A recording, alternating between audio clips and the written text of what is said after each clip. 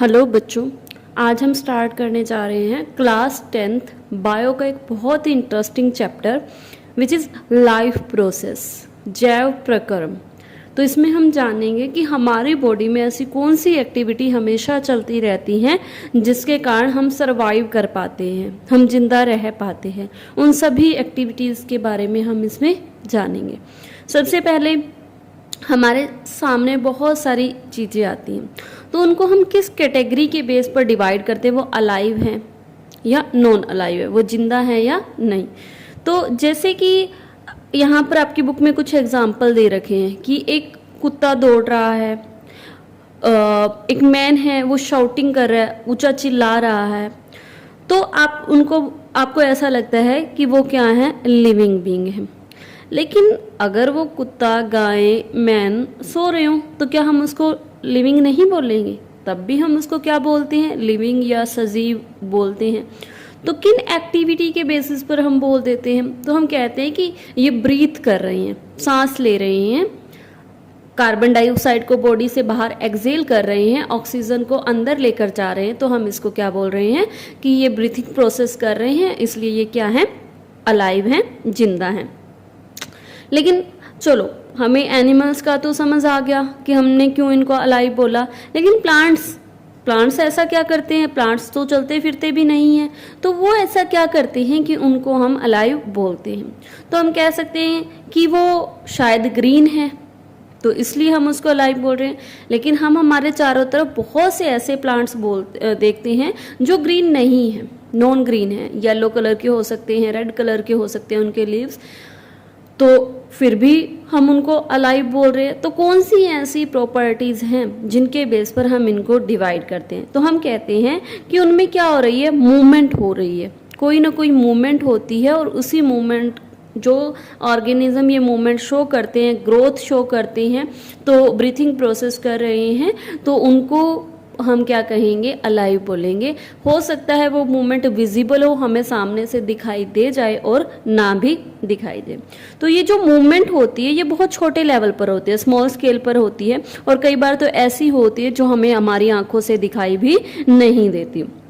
ये जो मूवमेंट है ये किसकी वजह से होती है? मॉलिक्यूल की वजह से।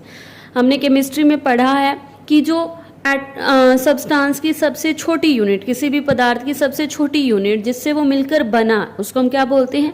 एटम बोलते हैं। और जब दो एटम आपस में कंबाइन होते हैं तो वो क्या बना देते हैं? मॉलिक्यूल बना देते हैं। तो यही जो मॉलिक्यूल की मूवमेंट हमारी जितने भी लिविंग ऑर्गेनिज्म है उनकी बॉडी में भी चलती रहती है, जिनकी वजह से वो अपने लाइफ प्रोसेसेस को करती हैं। अब यहाँ पर कि हमारी बॉडी में ये जो मॉलिक्यूलर मूवमेंट है ये ज़रूरी क्यों है, और अगर ये ना हो तो क्या होगा? तो ये जो मॉलिक्यूलर मूवमेंट होती है ये किसी भी वेल ऑर्गेनाइज्ड स्ट्रक्चर को मेंटेन करने के लिए बहुत ज़रूरी है। 9th क्लास में आपने सेल्स के बारे में पढ़ा होगा, टिश्यू के बारे में पढ़ा होगा कि जो लिविंग ऑर्गेनिज्म है, जहाँ से उसकी उत्पत्ति हुई है, जहाँ से उसकी स्टार्टिंग पॉइंट है, उसको क्या बोला गया? सेल। सबसे पहली जो शुरुआत है वो किससे हुई? सेल से हुई। फिर एक जैसी या अलग अलग तरह की सेल्स आपस में कंबाइन हुई तो उन्होंने क्या बना दिए? टिश्यूज बना दिए, और टिश्यू से ऑर्गन सिस्टम बन गया। तो इन सब को मेंटेन करने के लिए आपको किसकी ज़रूरत पड़ेगी? आपको इन्हीं मॉलिक्यूलर मूवमेंट की ज़रूरत पड़ेगी, क्योंकि आपकी जो बॉडी है उसमें लगातार कुछ ना कुछ रिपेयरिंग होती रहती है, कुछ ना कुछ टूटता रहता है, कुछ ना कुछ केमिकल रिएक्शन होती रहती हैं, कुछ नया बनता रहता है। तो ये जो रिपेयरिंग और मेंटेनिंग का प्रोसेस है ये आपकी बॉडी में चलता रहता है, और ये किसकी वजह से होगा? ये इन्हीं मॉलिक्यूलर मूवमेंट की वजह से पॉसिबल होगा। अब बात आती है कि what our life processes. Life processes हम किसको बोलेंगे, जिसके बारे में हमने इस चैप्टर में पढ़ना है? तो हमने अभी पढ़ा कि आपकी बॉडी को रिपेयर मेंटेनिंग की ज़रूरत पड़ती है। इवन अगर आप कुछ नहीं भी कर रहे तब भी आपकी बॉडी को मेंटेन करने की ज़रूरत पड़ेगी। अब आप क्लास में चुपचाप बैठ के सुन रहे हो तब भी आपकी बॉडी में बहुत सी ऐसी एक्टिविटी चल रही हैं जहाँ पर एनर्जी का यूज़ हो रहा है, जहाँ पर आपकी बॉडी को मेंटेन करना पड़ेगा। तो हमारी बॉडी में बहुत सारे मेटाबॉलिक प्रोसेस चलते रहते हैं। मेटाबॉलिक प्रोसेस मतलब कुछ ना कुछ आपके शरीर में केमिकल रिएक्शन चल रही हैं जो कुछ ना कुछ बना रही हैं, कुछ ना कुछ तोड़ रही हैं। तो ये जो प्रोसेसेस होते हैं जो आपकी पूरी बॉडी को मेंटेन करने का काम करते हैं, इन्हीं प्रोसेसेस को क्या बोला जाएगा? लाइफ प्रोसेसेस, जैव प्रक्रम। तो अब हम पढ़ेंगे कि कौन कौन से लाइफ प्रोसेसेस हैं जो आपकी बॉडी को मेंटेन करने के लिए चाहिए। तो जो मेंटेनेंस प्रोसेस है उसमें क्या क्या आ जाएगा कि अगर कुछ डैमेज हो रहा है उसको रोका जाए, अगर कुछ ब्रेक डाउन हो रहा है उसको रोका जाए, और कोई भी इन सभी एक्टिविटी को करने के लिए आपकी बॉडी को किसकी रिक्वायरमेंट है? एनर्जी की। और ये जो एनर्जी है ये अलग अलग जीव, अलग अलग ऑर्गेनिज्म अलग अलग तरीकों से लेते हैं। तो एक ऐसा प्रोसेस जिसमें क्या किया जा रहा है? ट्रांसफर किया जा रहा है एनर्जी के सोर्स से। ये एनर्जी का सोर्स आउटसाइड हो सकता है, बाहर से लिया जाए, और उसी सोर्स ऑफ एनर्जी को आप क्या बोलते हो? फूड बोलते हो। तो एक ऐसा प्रोसेस जिसमें सोर्स ऑफ एनर्जी जो भी है, फूड है, उसको बाहर से आपकी बॉडी में लेकर जाया जाता है, तो उस प्रोसेस को बोला जाता है न्यूट्रिशन, पोषण। तो पोषण क्या है? एक ऐसा प्रोसेस, एक ऐसा प्रक्रम जो आपकी बॉडी में जो भी रिक्वायरमेंट है एनर्जी की, उसको पूरा करने के लिए बाहर से आप क्या ले रहे हो? फूड ले रहे हो। वही आपका प्रोसेस क्या कहलाएगा? न्यूट्रिशन कहलाएगा। अगर बॉडी का साइज किसी भी ऑर्गेनिज्म की जो बॉडी है वो ग्रो कर रही है, उसका साइज बढ़ रहा है, तो उसको एक्स्ट्रा रॉ मटेरियल, कच्चे सामान की ज़रूरत पड़ेगी, क्योंकि उसकी बॉडी को ज़्यादा एनर्जी की ज़रूरत पड़ेगी। तो जो लाइफ ऑन अर्थ है वो डिपेंड करता है कि कार्बन बेस्ड मॉलिक्यूल, हमारा जो बॉडी है वो कार्बन से मिलकर बनी हुई है, कार्बन के जो मॉलिक्यूल हैं उन्होंने मिलकर बनाया है। हम सबकी जो बॉडी है वो कार्बन बेस्ड मॉलिक्यूल से मिलकर बनी है। तो कार्बन जो सोर्सेज हैं उनके कॉम्प्लेक्सिटी के बेस पर जो न्यूट्रिशन का प्रोसेस है वो भी सभी ऑर्गेनिज्म में अलग अलग तरीके का हो सकता है। कुछ ऐसे हो सकते हैं जो अपना खाना खुद बना सकते हैं, कुछ ऐसे हो सकते हैं जो अपना खाना खुद नहीं बना सकते। तो जो आउटसाइड सोर्स ऑफ एनर्जी है वो वेरी कर सकता है, वो अलग अलग हो सकता है। तो सोर्स ऑफ एनर्जी जो भी आपने फूड सोर्स लिया है, चाहे आपने प्लांट प्रोडक्ट लिया है, चाहे आपने एनिमल प्रोडक्ट लिया है, उनको आपकी बॉडी में जब आपने लिया तो उसको वो एक कॉम्प्लेक्स फॉर्म में गया, उसको सिंपल फॉर्म में डिसोसिएट, तोड़ने की ज़रूरत पड़ती है, ब्रोकन डाउन करने की ज़रूरत पड़ती है, ताकि उससे आपको वो एनर्जी मिल सके जो आपकी बॉडी को रिक्वायर है, जिसका आपको ज़रूरत है।